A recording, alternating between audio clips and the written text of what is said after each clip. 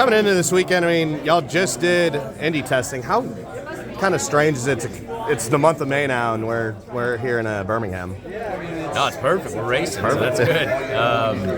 Yeah, I mean, honestly, like this month, it actually feels even cooler because remember, the month of May used to begin at the beginning of May, and I feel like we are racing all of May, so it's awesome, honestly. And this race is always such a great event. I feel like they do such a good job here. The fans show up here, which is really cool. And what better way to get even more hype for the rest of the month than to be racing? So it's important to be racing, as we've all discovered over the last couple of months. So it's nice to be racing. What makes Barber so unique of a track to you, and how do you really tackle this track overall as a driver?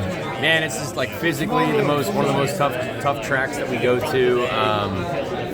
Yeah, it's a brutal one on the body for the most part, but also it seems to have been a great strategy race over the past couple of years.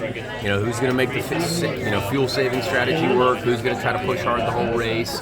You know, is there going to be a yellow? Last year, for some reason, there was a ton of yellows, and normally this race doesn't have a ton of yellows. So it's just a good racetrack, it seems like. And honestly, the racing has turned out to be better, I would say, than I would always assume. For a long time, I thought racing here would actually be quite difficult. But with the way tires have degraded and the way people have been able to kind of race side by side through turn 5, it's kind of been all right. So should be good, hopefully. Do you feel like the Reds are going to be the preferred tire here at Barber, or is it still going to be primaries?